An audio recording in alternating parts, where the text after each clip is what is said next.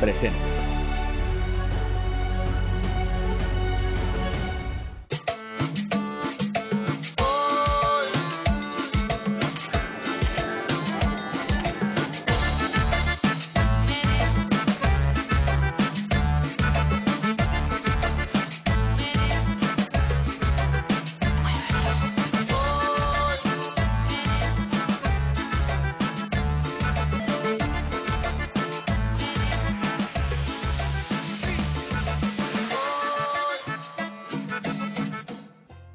Electoral del Poder Judicial de la Federación es tan o más importante que el INE, aunque pocas veces hablemos de él y no aparezca tan frecuentemente en las noticias. ¿Para qué sirve y cómo funciona esta institución? La visita incómoda le toca en esta ocasión al presidente del Tribunal Electoral, el magistrado Reyes Rodríguez Mondragón, quien aceptó abrirnos las puertas de la institución para recorrer hasta sus últimos rincones. Reyes llegó al tribunal en noviembre de 2016 y es uno de los 7 magistrados que integran la Sala Superior, la cual ha presidido desde septiembre de 2021. El Tribunal Electoral del Poder Judicial de la Federación es un órgano judicial autónomo que se encarga de resolver todo tipo de controversias en los procesos electorales. En México, cualquier persona o partido político que considere vulnerados sus derechos político-electorales puede acudir al Tribunal Electoral. Puede impugnar los resultados de una elección o cualquier otra decisión tomada por algún otro órgano. Así, por ejemplo, un ciudadano puede protestar por el resultado de una contienda en la que considera que hubo irregularidades, como compra de votos, manipulación de resultados, y puede hacer que el caso llegue al tribunal para que allí se resuelva. También un partido político puede refutar una decisión del Instituto Nacional Electoral que considera injusta o que cree que vulnera sus derechos políticos. Y aquí también el tribunal debe resolver. En general, las impugnaciones al tribunal se presentan cuando hay dudas sobre la validez o la legalidad de una elección. Esto puede ser desde el registro de candidatos o el acceso a los medios de comunicación, hasta la validez de los recursos que se utilizan durante la campaña o la forma en que se cuentan los votos. En el tribunal, a menudo se toman decisiones que afectan la vida interna de los partidos y cuyo resultado no siempre es de su entero agrado, como, lo hemos visto en más de una ocasión. Los invito a conocer al magistrado Reyes Rodríguez, un importante árbitro de nuestro sistema electoral, para enterarnos, para entender cómo ha sido su trabajo y el de la institución que preside.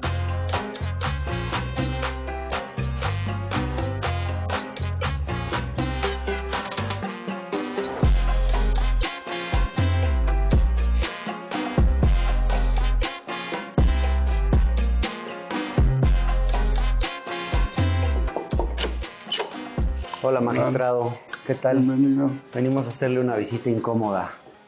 ¿Se puede? El tribunal es casa de todos. Espero que no sea muy incómoda. Esperemos. ¿Cómo va? Bien. ¿Se está preparando para la sesión? No, ya estoy preparado. ¿Ya? Ya. Los miércoles tienen sesión ustedes. Todos los miércoles, generalmente a las 12 del día, Ajá. Inicia la sesión pública. Ajá. A veces se difiere cuando Sí. lo solicita alguna magistrada o magistrado, como hace 8 días, por ejemplo, que iniciamos a la 1 de la tarde. Ya. Y tenemos también sesiones extraordinarias, pero esas son menos frecuentes y se convocan con 24 horas de anticipación o menos. Las ordinarias generalmente ya están establecidas en un calendario, así lo hicimos desde el año pasado. Y este año, para tener certeza de que las sesiones son todos los miércoles a las 12, los asuntos que vamos a ver hoy fueron circulados, socializados entre las magistradas y los magistrados desde el jueves de la semana pasada. Para que se pongan a estudiar. Sí, para poder revisar el proyecto. Ya. El estudio pues es permanente, o sea, tenemos un equipo de trabajo, de hecho, que se llaman secretarios o secretarias de estudio y cuenta, Ajá. ¿no? El estudio para estudiar el expediente y le dan cuenta a las magistradas o magistrados. Son como los asesores, ¿no? Pero son los nombres que reciben en el Poder Judicial, ¿verdad? Sí. Que son unos nombres así como medio decimonónicos, ¿verdad? Sí. Se llaman así desde hace mucho tiempo. Desde siempre. Desde siempre. Sí. Y sí son como los asesores en el Congreso o los asesores en el Poder Ejecutivo. Ya. Y hay un jefe de asesores. Ajá. ¿Qué ese se llama? Aquí se le denomina secretario o secretaria instructora. Ok. Sí. ¿Esta es su oficina? Esta es mi oficina. ¿Podemos curiosear? Por favor. ¿Sí? Adelante. ¿Y su escritorio dónde es? ¿Aquí? Sí, aquí trabajamos. Este es escritorio, sala de juntas. ¿Y teléfono no hay? No hay teléfono. ¿No hay teléfono? No. El teléfono. El presidente del tribunal celular. no recibe llamadas. Sí. Incómodas. Incómodas muy pocas veces, porque pero también. Lo ha de buscar todo el mundo, ¿no? Para quererle como que tratar de mandar línea. Línea no, y además aunque influir, pues, digamos, tratar, ¿no? Bueno, tratar, sí. Los presidentes de los partidos, ¿no? Los presidentes de los partidos generalmente piden audiencia. ¿Piden audiencia? Sí, ¿Y lo recibe? Sí, recibo a todos. ¿Sí? A todos, aquí o en la sala de juntas, inclusive los he recibido en otros momentos en lugares públicos como restaurantes. ¿Ah, sí? Sí, inclusive no solo a los presidentes de partidos, a todos quienes son parte de un juicio y piden una audiencia. Trato de recibirlas, claramente con las presidencias de partidos, con titulares de otros órganos o instituciones públicas, pues mantenemos otro tipo de interacción también, fuera de audiencias, a eso me refiero con otro tipo de interacción, que no son dentro de un juicio. Claro. Y entonces sí, tengo llamadas, pero no tengo teléfono. Tengo mi celular y entonces ahí recibo llamadas y bueno, también por supuesto hay teléfonos aquí en las oficinas. ¿Y no le llama de repente el secretario de Gobernación, por ejemplo? Sí. ¿Y qué, como qué, para reclamarle o cómo? No, nunca ha sido su posición algún reclamo, ni su actitud, siempre es bastante amable, generalmente pues se comunica para tener alguna información, por ejemplo, si la sesión se va a llevar a cabo el miércoles a las 12, sí está confirmado. Sí. Pero a ver, ¿cómo le explicamos así a la gente qué es el tribunal? Porque todo el mundo habla mucho del INE, ¿no? Del Instituto Nacional Electoral, y en realidad pues el Tribunal Electoral del Poder Judicial pues es un árbitro electoral, ¿no? De alguna forma, igual de importante que el INE o más, porque es la última instancia en muchas cosas, ¿no? ¿Cómo se le explicaría a la gente en palabras sencillas, pues? Es una institución que es parte del Poder Judicial de la Federación. Sí. Es la institución que resuelve controversias en materia electoral. Sí. A diferencia del INE, ellos organizan principalmente la elección. Nosotros lo que hacemos es recibir demandas de militantes, de ciudadanos, de partidos políticos contra actos de autoridades electorales, como es el INE, como son los tribunales electorales estatales, los institutos electorales estatales o los propios partidos políticos. Sí. Y nosotros resolvemos el caso. Ya. El Tribunal Electoral está integrado por una sala superior. Que son 7. Que somos 7. Son 7. Así es. 2 magistradas, 5 magistrados. Y tenemos 5 salas regionales. En distintos lugares del país. Sí, están distribuidos por circunscripción electoral. Exacto. Entonces tenemos una aquí en la Ciudad de México, otra en Toluca, en Monterrey, en Guadalajara y en Jalapa. Ya. Además hay una sala especializada porque solo atiende asuntos relacionados con la propaganda en radio y televisión. ¿El papel de un magistrado es estudiar mucho? El papel de un magistrado es leer sentencias, fundamentalmente. Sí, y lo que integran en un expediente, no necesariamente libros, ¿no? Claro, ¿como cuántas sentencias se tienen que leer así a la semana? Resolvemos en promedio 60 juicios cada semana. Híjole, es muchísimo. Por ejemplo, para la sesión de hoy, yo estuve revisando el acuerdo del Consejo General del INE que se emitió en octubre de 2008 respecto a la modificación de los estatutos del PRI por la Asamblea Nacional. Ustedes lo que hacen es interpretar, y según yo entiendo, que lo que dicen sus estatutos, pues es lo que hagan, ¿no? O sea, que ellos no violen sus propios estatutos, que no nos engañen a la gente con que tienen ciertas reglas y a la mera hora no las aplican, ¿no? Bueno, el caso de hoy es precisamente uno que tiene que ver con la vida interna de un partido político, que es lo relativo a sus estatutos, o sea, a, digamos, la constitución del partido, ¿no? Que rige pues su convivencia para elegir dirigentes, y en este caso lo que tenemos es una decisión que tomó el Consejo Político Nacional respecto de modificar los estatutos del partido, y que tienen que ser validados por el INE para que dictamine si son conforme a la Constitución y respetan la legalidad. El INE ya tomó una decisión al respecto, diciendo que no se había cumplido el procedimiento que tiene el propio partido en sus estatutos para esa reforma, y eso es lo que controvierten algunos, el PRI, y es lo que vamos a resolver. Y efectivamente, los partidos políticos tienen una garantía de autodeterminación, de definir ellos sus propias reglas, ¿sí? para regularse y garantizar derechos de sus militantes.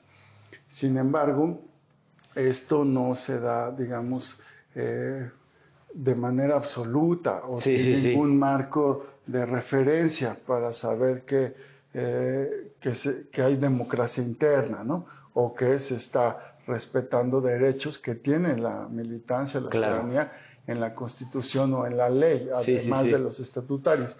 Entonces, por eso resolvemos controversias, porque los partidos políticos, si bien operan bajo un amplio margen de autodeterminación, de autonomía, de autoorganización, tienen que respetar sus reglas, en principio. Y cuando no hay una aceptación respecto a las decisiones que toman sus dirigencias, los militantes primero pueden acudir a sus órganos de justicia intrapartidista. Y contra las decisiones de esos órganos de justicia intrapartidista, acuden al Tribunal Electoral. Pero digamos, a ustedes los nombra el Senado puede amenazar con destituirlos, con reducir el tiempo de su mandato, ofrecer prolongárselos a algunos, pasan esas cosas, ¿no? O sea, el tribunal también depende de la política, ¿no? Y de los partidos y de los senadores y etcétera. Sí, ya veo por qué es incómoda, pero yo no me siento incómodo porque efectivamente el tribunal opera, ¿no?, con criterios jurídicos, pero en un contexto político. Y toma decisiones que van a tener un impacto, un efecto en órganos como el Senado, la Cámara de Diputados, un partido político, una elección. Entonces, sí, hay actores que tienen mucho poder de influencia poder político, y hay unos con poder económico. La independencia está en decidir sin la influencia de ningún poder ajeno al del derecho. O sea, nuestras razones son las del derecho, no las del poder. ¿A usted lo han intentado amenazar en algún momento? Amenazar, no propiamente. He recibido correos o por redes sociales alguna expresión amenazante. ¿Algún político que lo amenace? No. ¿No? No. ¿O algún político que le quiera ofrecer algo a cambio de por ejemplo, escribir una sentencia en determinado sentido o votar en determinado sentido? Mire, yo no permito ni siquiera la Ya. insinuación. Ya, ahí está la clave, no permitir, No dar espacio. no dar ninguna muestra de que uno se prestaría algo así. Así es, Ya, es interesante. Ahí está la clave, ahí está digamos, el valor de tu posición como un juez independiente, en no ponerte en la situación o no permitir, ¿no?, que se genere algún espacio de, como tú señalas, de tratar de influir en la decisión, en la redacción, o de alguna forma en tu actuación. ¿Podemos conocer un poquito de las oficinas del tribunal y ver quiénes trabajan aquí? Sí. Salimos a conocer las oficinas del tribunal para entender mejor lo que se hace allá adentro, quién lo hace y cómo lo hace. Un tema que el presidente del tribunal ha priorizado durante el tiempo que lleva al frente de este organismo es el de la justicia abierta. Según pude entender, lo que Reyes y su equipo están tratando de hacer es aportar su granito de arena para que los tribunales dejen de ser esos laberintos kafkianos donde los magistrados emiten sentencias indescifrables para los ciudadanos mortales. Se trata de que las sentencias sean escritas en un lenguaje sencillo, accesible y entendible. La justicia abierta, dicen sus promotores, busca también fomentar la participación ciudadana, promover el diálogo, fortalecer la confianza en las instituciones. Justicia abierta implica también más transparencia, nos dicen. Que cualquier ciudadano pueda seguir las audiencias, verlas en YouTube o en televisión, leer las posiciones de los magistrados y, claro, seguir las discusiones de los diferentes asuntos por medio de plataformas digitales. Escuchemos lo que el magistrado Reyes Rodríguez Mondragón y su equipo nos contaron al respecto. Sí.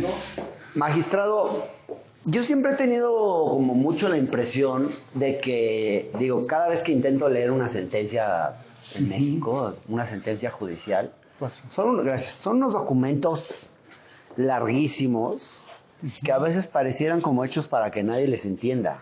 Sí. Y tengo la impresión de que la justicia es una cosa demasiado inaccesible a los ciudadanos.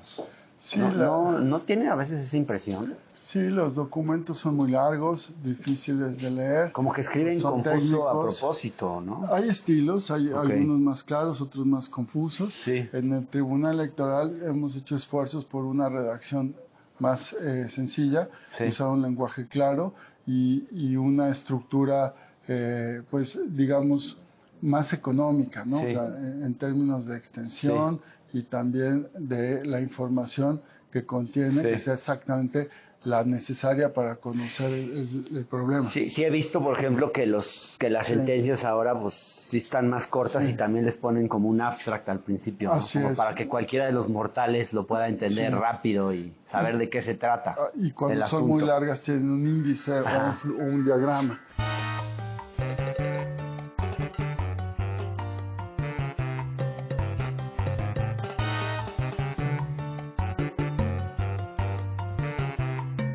Aquí está la foto de cuando le entregó la constancia al presidente. Exactamente, esta foto es de agosto. ¿Se han vuelto a ver? 2018, no, solamente en esa ocasión. Esta es la foto de la sesión. Esta es la foto cuando se le entrega la constancia. Esta es una foto de la sesión pública, ¿no? Como está distribuido y lo vamos a ver, salón de plenos. Y este es cuando asumimos el cargo y tomamos protesta nacional a la República.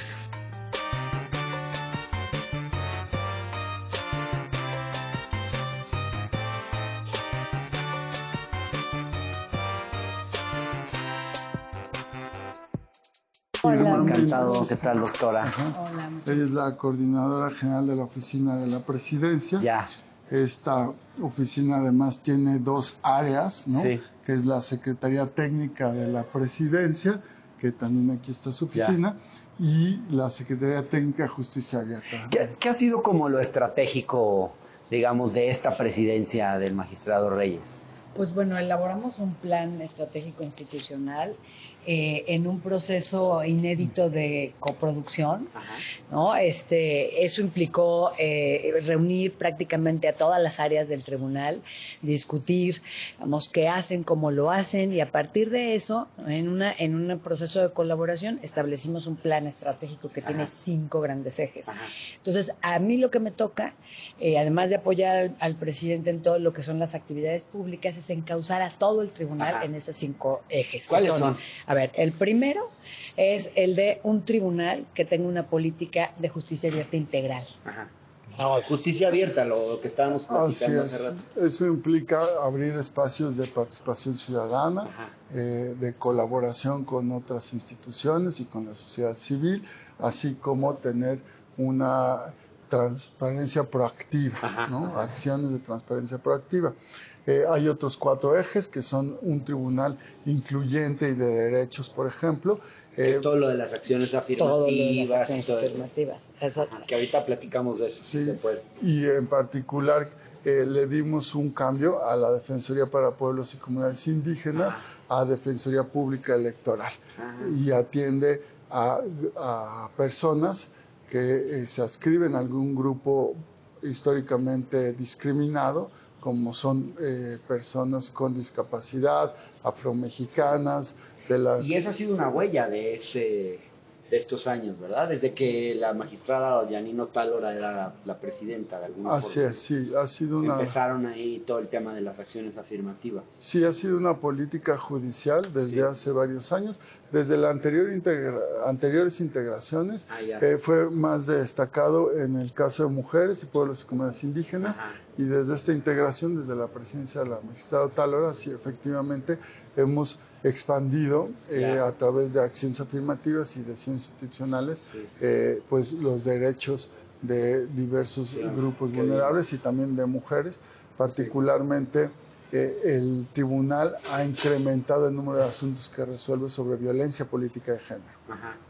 ¿Cuáles son los otros ejes? El otro es independiente y confiable. Que bueno, pues la independencia es el pilar de todo el Poder Judicial. Entonces, como eso corte, está ahora sí que en la Constitución, pero no bueno, está de más reforzarlo, ¿no? Exacto. Recordarlo. La independencia creo que forma parte, clave, ¿no? Es la clave.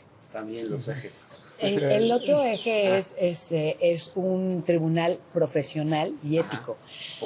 Y en eso tenemos, digamos, una gran aportación, creo yo, a la sociedad, que es haber aprobado recientemente el Servicio Civil de Carrera Administrativa. ¿No tenían aquí servicio civil de carrera?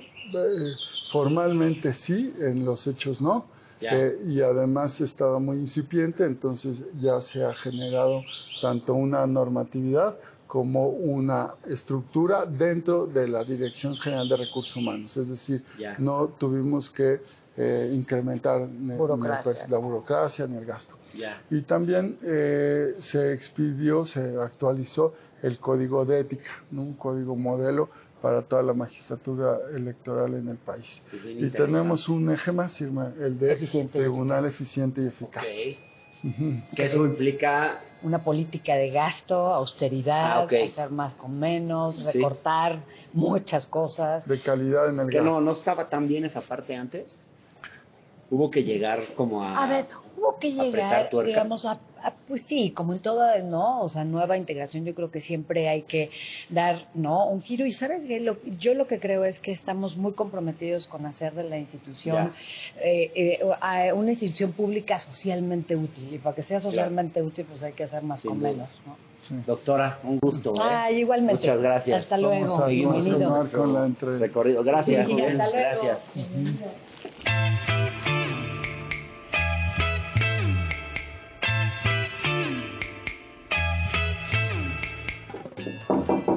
Adelante. Hola, ¿qué tal, María? Hola, bienvenido. Mucho gusto. Qué gusto. ¿Qué tal? Bienvenido. ¿Cómo está? Bien. Oye, me dijeron que tú eres secretaria técnica de Justicia Abierta. Secretaria técnica de Justicia Abierta. Quería ver si me podías explicar qué es eso de Justicia Abierta. Seguro. ¿Y por qué el tribunal habla de justicia abierta, el tribunal electoral? La justicia abierta, pues, es la política institucional de acercar la justicia a la ciudadanía, ¿no? Ajá. Como hace una década estaba muy de moda que todas las instituciones del Estado fueran más transparentes, Ajá. ¿no? Ya se logró que las instituciones den cuenta sobre lo que hacen, ¿no? Pero ahora ya estamos un paso más allá. Tenemos que acercarnos nosotros de manera proactiva a las y los ciudadanos, y entonces en esta oficina básicamente pues tomamos toda la información que produce el Tribunal Electoral y lo convertimos en algo que sea un poco más pues amigable y entendible. Accesible, más ciudadano, como dicen. Sí, pues me explicaba el magistrado que, por ejemplo, las sentencias ahora también se tratan de hacer más cortas, o que se trata de hacer que el lenguaje sea un poquito más entendible. Sí, antes las sentencias tenían, no sé, 200 páginas y ahora las sentencias pues ya son 20 paginitas donde está muy claro el problema jurídico, quiénes son los actores, cuál es el criterio jurídico relevante, ya se entienden un poco mejor, pero todavía estamos en ese proceso. Yo siento que las hacían como para que nadie las entendiera. Un poco, ¿no? sí. De lo que se trata es de que cualquier ciudadano pueda entender que es una sentencia, ¿no? Totalmente. Pues sí. Y pues justamente todos los tribunales de México y de cualquier país antes pensaban que mientras más oscuros y menos se entendiera cómo hacían las cosas, menos eran susceptibles de ser corruptibles o menos eran susceptibles de como pues presiones externas, y ya nos dimos cuenta que eso no funcionó. Claro. Entonces ahora tenemos que abrirnos a la ciudadanía y pues ser completamente transparentes sobre lo que hacemos. Órale, gracias, No, ya me quedó más claro. Gracias, nos vemos. Conocimos entonces el proceso que es necesario seguir para presentar una queja ante el Tribunal Electoral si una persona considera que sus derechos político-electorales han sido o están siendo violados. Me explicaron cómo es que se ha modificado la asignación de los turnos a través de los cuales se asignan las quejas y quién las resuelve. A partir de una reforma hecha en mayo de 2022, se modernizó el sistema, según nos explican. No es difícil presentar una queja. Basta con entregar un escrito libre en donde se expongan los motivos por los cuales, por ejemplo, no estoy de acuerdo con lo que me están haciendo en mi partido, en el INE o durante un proceso electoral, y entonces esperar que la autoridad decida si es que mi caso procede o no. Desde 1996, el año en que el TRIFE se transformó en el Tribunal Electoral, se han resuelto casi 260,000 casos, un promedio aproximado de 10,000 casos por año. El tiempo que el tribunal tarda en resolver un asunto, nos dicen, es de 16 días. Bueno, 16.2 para ser exactos. Oiga, magistrado, uno de los temas que a mí, digamos, siempre me ha llamado la atención es cómo se asignan los turnos en el Poder Judicial. Siempre dicen que es un algoritmo, que no sé qué, que es un sistema aleatorio, pero pues yo veo que luego como que le meten mano y hacen que ciertos casos caigan en ciertos jueces, en ciertos magistrados. ¿Cómo le hacen ustedes para que, si se presenta una queja aquí, por ejemplo, pues a quién se le turna? ¿Cómo hacen para que ahí no haya como que algún tipo de, no sé, de algo oscuro, pues? Entiendo tu pregunta y la inquietud. El Tribunal Electoral tradicionalmente asignaba los casos por orden alfabético de apellido, ¿no? Entonces, el primer asunto, digamos, hubiera correspondido al magistrado de la Mata y así sucesivamente. O sea, si ¿no? te llamas Alito, le cae a tal magistrado. Si te llamas Delgado, a otro. ¿Cómo? No es el apellido de los actores, no. ¿Del partido? Es el apellido del magistrado o de la magistrada, la que tradicionalmente guiaba el turno de los asuntos, ¿no? Entonces era una, digamos, secuencia de magistraturas, yendo desde el del apellido, por ejemplo, aquí se inicia con el magistrado de la Mata y se concluye con el magistrado Vargas, ¿no?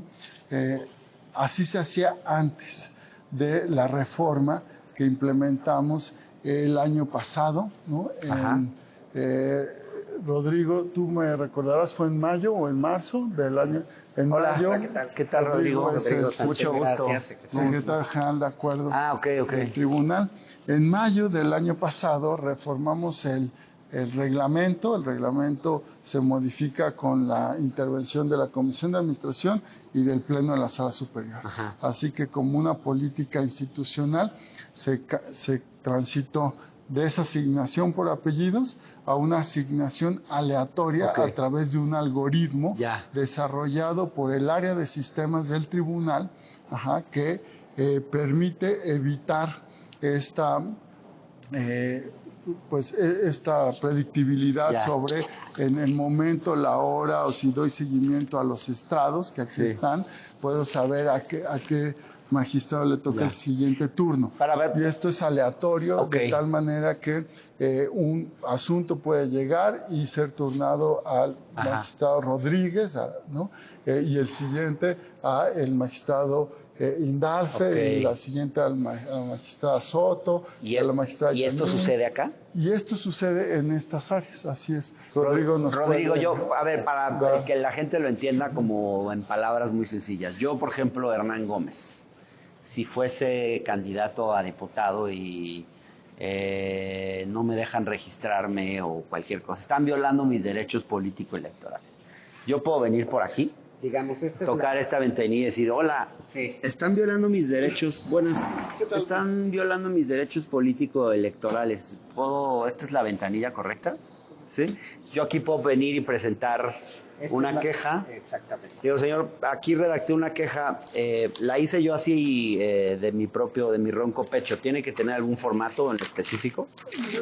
Ninguno. No, ningún formato, digamos, la dirigida a la sala superior, y la queja se revisa y se hace aquí un análisis, bueno, un análisis, si no se recibe tu medio de impugnación, digamos, este es el primer contacto de la ciudadanía con el tribunal. Esta es la oficialía de partes. Recibes, entonces yo se lo entrego al señor, le entrego mi queja, le entregas tu queja, hay un reloj checador, ¿no? Con segundos. Sí, claro que sí. Entonces aquí te reciben tu queja. Mi queja. Aquí hay un reloj checador, que es el único reloj checador con segundero para acusar tu recibo. Ahorita podemos hacer una demostración.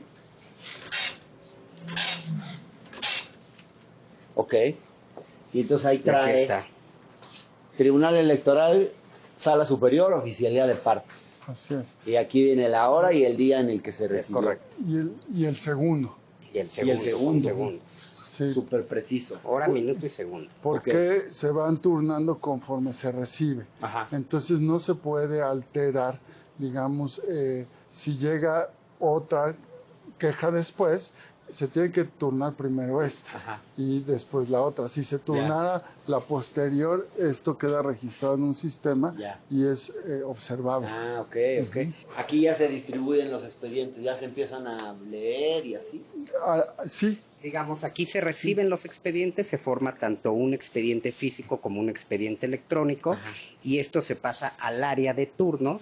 Allá está el área de turnos. Ahí está el área de turnos, quien hace un análisis de tu demanda para saber qué tipo de demanda es y turnarla, como decía el magistrado presidente, de manera aleatoria. Es correcto. Aleatoria. Y no hay manera de ahí de meterle mano, decir, no, este asunto mejor quiero que vaya para la magistrada o tal hora, creo que vaya para el magistrado. No existe con el forma. Turno aleatorio evitamos esa posible manipulación humana. Para ser más transparentes. Sí, así es, y más confiables. Claro. O sea, esto entra en el eje de tribunal independiente y confiable. Independiente porque nadie puede influir, intervenir en a quien prefiere como magistratura ponente de su caso. Y confiable porque te damos un trato igual y con un mecanismo objetivo, ¿no?, para asignar los casos. Yo creo que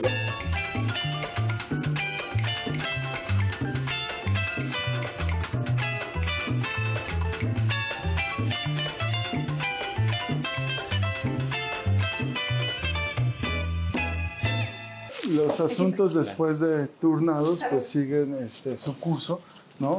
Ya el expediente como tal, para que pueda ser entregado en la ponencia a la que se le turnó. Ah, ya.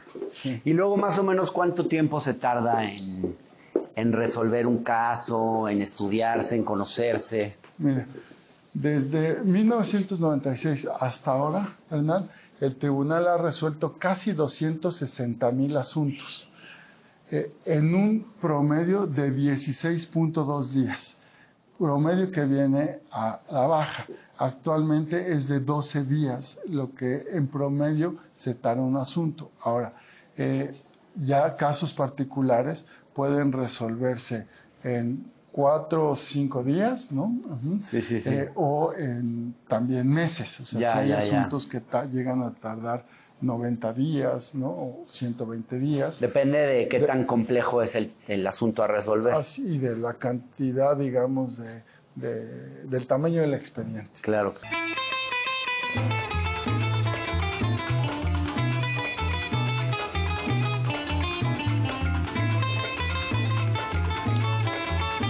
Hola, buenas. Hola, adelante, por favor. ¿Qué tal? Me dijeron que usted era la subsecretaria general de acuerdos. Sí, mucho gusto, Ana. ¿Qué tal? ¿Cómo le va? Muy bien, ¿y usted? Mucho gusto, bien, gracias. Oiga, Sí. yo presenté una queja porque están violando mis derechos políticos electorales y quería saber cómo iba el asunto, en qué quedó, Ok. si ya resolvieron, cuándo se va a resolver, a Claro quién que se le sí. turna. Claro que sí, mire. ¿Se le puede enseño. saber? Claro, le enseño. ¿Sí? De hecho, tengo abierta la página porque justo estamos actualizándola. Ok. No sé si puede ver aquí bien esto. Esta es la página de asuntos en instrucción. Ajá. Aquí se puede dar un seguimiento puntual a Ok. todos los asuntos. Incluso puede filtrar. Usted aquí lo presentó en la sala superior. Entonces Ajá. aquí le da filtrar y aquí aparecen todos los asuntos que está conociendo en este momento la sala superior. Entiendo que lo presentó apenas. Sí. Entonces se estará tramitando, se tardará en lo que lo estudie el área de turno y trámite, que entiendo ok. que ya la conocieron, y en lo que se le otorga un número. Una vez que ya tenga un número, usted le pica aquí a su expediente, le va a aparecer con su nombre y aquí va a estar toda la actividad o la línea de vida de lo que es su medio de impugnación. Por ejemplo, aquí está el acuerdo de turno de algún otro medio de impugnación, ve la fecha en la que se tramitó y puede ver incluso desde la recepción de la demanda, la Ok. hora y todo. Ah, perfecto. Ok. Entonces yo me meto a la página y checo ahí la información. Sí. Ah, perfecto. Pensé que era más complicado. No, está muy Ok. sencillo y estamos trabajando en hacerlo aún más sencillo. Bueno, muchas gracias, ¿eh? Mucho gusto, a sus Gracias. órdenes. Con permiso. Hasta luego. Hasta luego. Bueno, pues ahí va el asunto.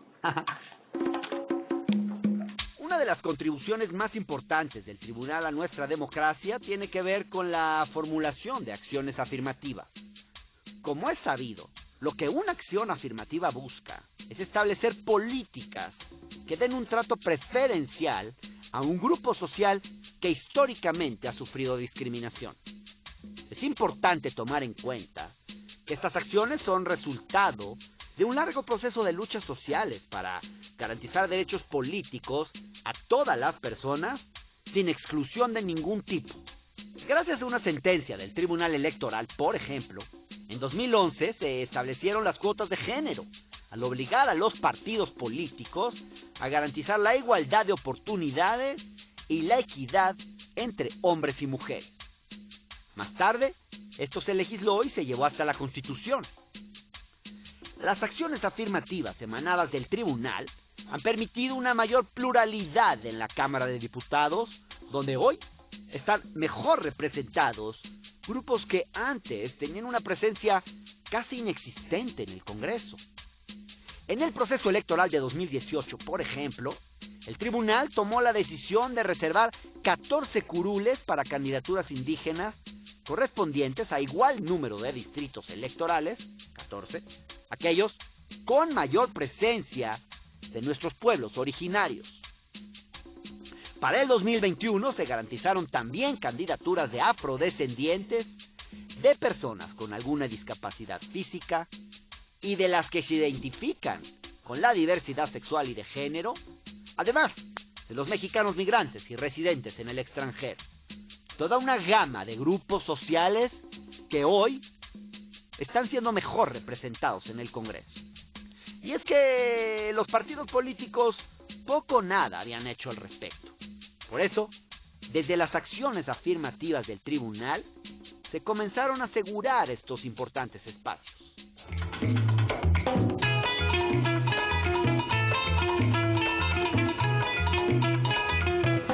Si hoy uno ve cómo está conformada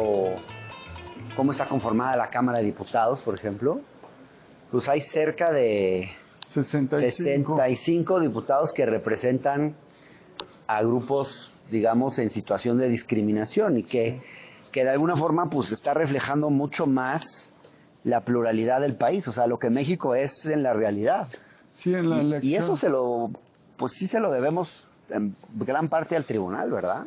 En la elección son fallos de ustedes, pues. Así es. En la elección de 2018, el tribunal tomó una decisión de reservar 14 distritos o curules para candidaturas indígenas. Sí. Ahí los partidos políticos solo podían postular candidaturas indígenas. Sí, sí.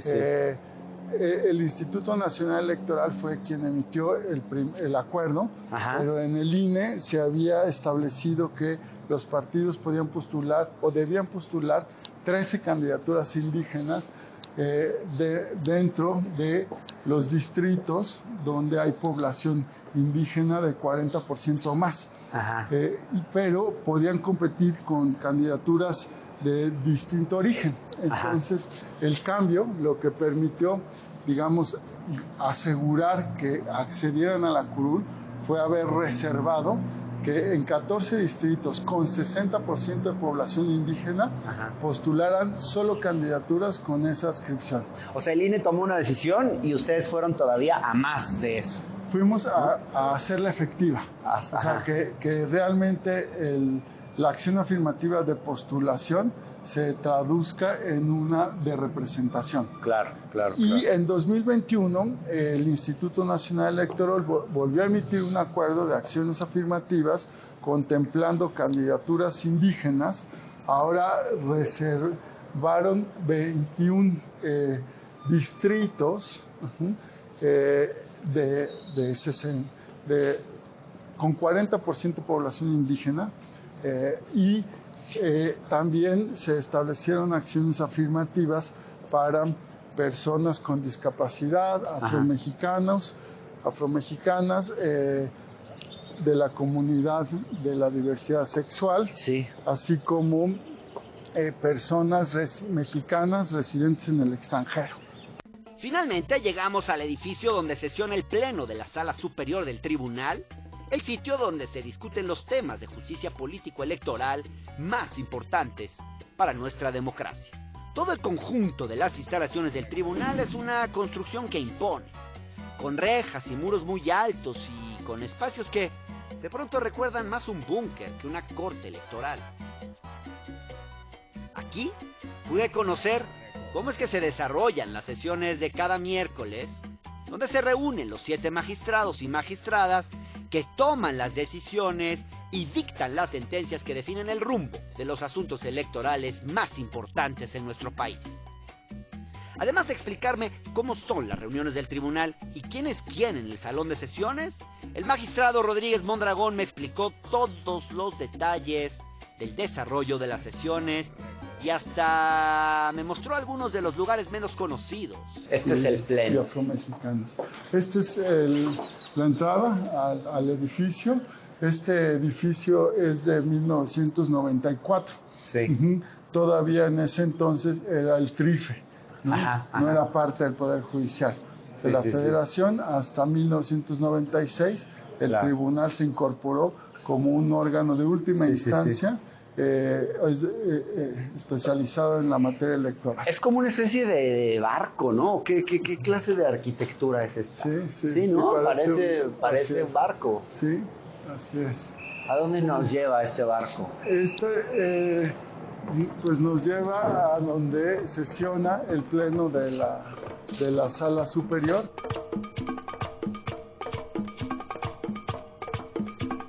Pero ¿por qué habrán hecho una especie de fortaleza aquí. ¿De qué tenían miedo? Porque pues como que sí le pusieron unas murallas muy altas, ¿no? Sí, es para proteger seguramente de manifestaciones, de movimientos pues no pacíficos.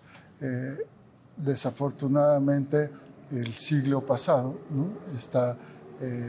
Pues hay varios ejemplos de manifestaciones, de represión. Digamos, no fue fácil la lucha de la ciudadanía por democratizar este país. Claro. Hoy estamos orgullosos de la democracia que tenemos, del sistema de elecciones, de justicia electoral que hay, pero ha sido pues resultado de claramente una lucha ciudadana de movimientos que fueron en su momento reprimidos, y digamos la concepción arquitectónica pues también es de esa época. Ya. Aquí están los magistrados. Así es. Ahí se sienta usted, el magistrado presidente. Ahí se sienta quien presida. En este momento yo me siento ahí, así es. Y acá se sienta el magistrado Felipe Lamata, la magistrada Yanina Tálora, el magistrado Indalfer Infante, el magistrado Felipe Alfredo Fuentes, la magistrada Mónica Aralizoto y el magistrado José Luis Vargas. ¿Podemos subir y ver cómo es una sesión? Sí. Así como... Gracias, magistrado. Aquí están, digamos, todas las leyes que ustedes tienen que conocer, me imagino. Sí, sí, exactamente. Aquí tienen legislación electoral. Cada quien la puede tener también en su lugar, ¿no? Tienen el martillito. Sí. ¿Puedo? Sí, claro. Eso es de que inicia la sesión. Y cuando hay mucho ruido o así, ¿ya he tenido que tocar así de orden en la sala o alguna cosa así? No lo he tenido que hacer. Espero no tener que hacerlo. ¿No? Lo usamos para dar inicio a la sesión. Ajá. Inicia la sesión pública y también para concluir la sesión. Y aquí, ¿por qué no se sienta, magistrado? Claro. Vamos a hacer como una sesión. Ahí tiene como sus acordeones, ¿no? Sí, aquí tengo una serie de tarjetas en donde si hay una situación que se tenga que decretar un receso, pues bueno, aquí tengo una tarjeta. O sea, hay que decirlo con esas palabras. No en ese caso. Okay. Sí en otros, por ejemplo, para suspender una sesión pública, ¿no? Si hubiera alguna... el fundamento jurídico. Para decir el fundamento jurídico, los cuales pues no me sé de memoria, ¿no? O sea, aquí el lenguaje es muy importante, ¿verdad? Hay que hablar un lenguaje correcto, hay que decir las cosas con propiedad. Con fundamento jurídico. Sí, por ejemplo, tenemos ya un lineamiento que establece límites de tiempo de nuestra participación. La primera intervención se espera que sea de máximo 15 minutos, la segunda de 5, la segunda de 10, la tercera de 5, y podemos intervenir las veces que querramos. Entonces, esta tarjeta, por ejemplo, si tuviera que invitar a las magistraturas a ajustarse al tiempo, al público para intervenciones respetuosas, ¿no? U orden de la sesión. Bueno, este es el salón de las sesiones públicas. Sí. ¿Por ahí hay un pasadizo escondido? Acá tenemos la entrada que podemos usar algunas magistraturas, también se puede ingresar por la puerta de acceso público, y lo que tenemos aquí es un antepleno, así se le conoce, se le llama tradicionalmente al lugar donde se reúnen las magistradas y los magistrados antes de pasar a sesión pública.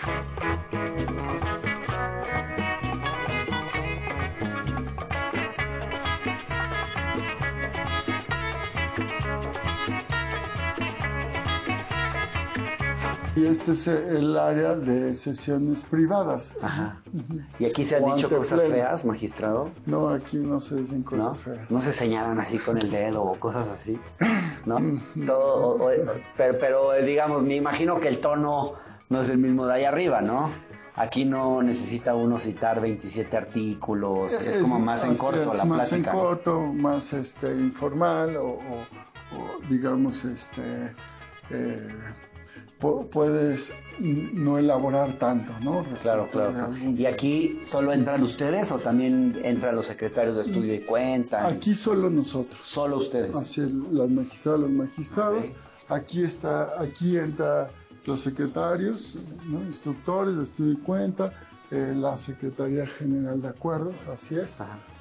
Con la idea de la arquitectura náutica, ¿no? Sí. Tenemos este pasaje.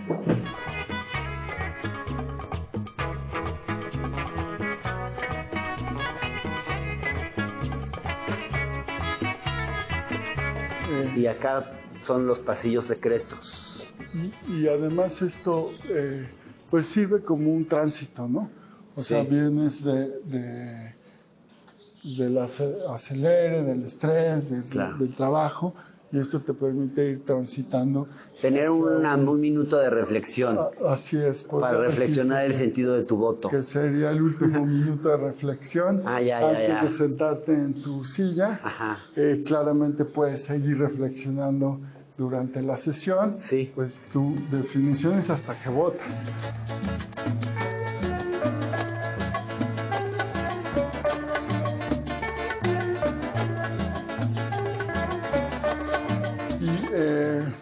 Y también hay algo simbólico en esto, que las discusiones, los debates se dan en esta área, en el pleno, y ya cuando sales de aquí, pues generalmente te despides de los magistrados, las magistradas, y Zagrebelsky, quien fue magistrado de la Corte Constitucional Italiana, en alguno de sus textos dice que cuando uno se despide ya, ¿no? Al final de una sesión de un magistrado o magistrada, es como un símbolo también para dejar la discusión, ¿no? En el pleno. Claro. Muchas gracias, Hernán. Gracias, magistrado. Muy interesante conocer qué se hace en el tribunal. Bienvenidos. Muchas gracias, de verdad. Al Tribunal Electoral. Volveremos. Gracias, Hasta luego. Hasta luego. Suerte. El papel que ha jugado el Tribunal Electoral del Poder Judicial de la Federación y el que jugará en las elecciones de 2024 son de vital importancia. A todos nos conviene un tribunal electoral fuerte e independiente. Uno donde las decisiones de los magistrados y magistradas obedezcan a las razones del derecho y nunca, pero nunca, a las razones del poder. El valor de un juez independiente radica en la entereza de sus principios éticos, en no dejarse presionar ni seducir, en no someter la razón jurídica a la negociación política y nunca intercambiar sus resoluciones por algún tipo de beneficio particular. El magistrado Reyes parece convencido de su papel y de su responsabilidad. A diferencia de otros árbitros, no se ha caracterizado por el protagonismo mediático ni por su constante confrontación con el gobierno. El suyo no es un discurso aprendido, de esos que están plagados de lugares comunes, frases hechas y acartonadas que terminan por no decir nada. Reyes se sale del molde del político tradicional y parece un hombre de convicciones. Ojalá que las mantenga. Nos vemos en nuestra próxima emisión.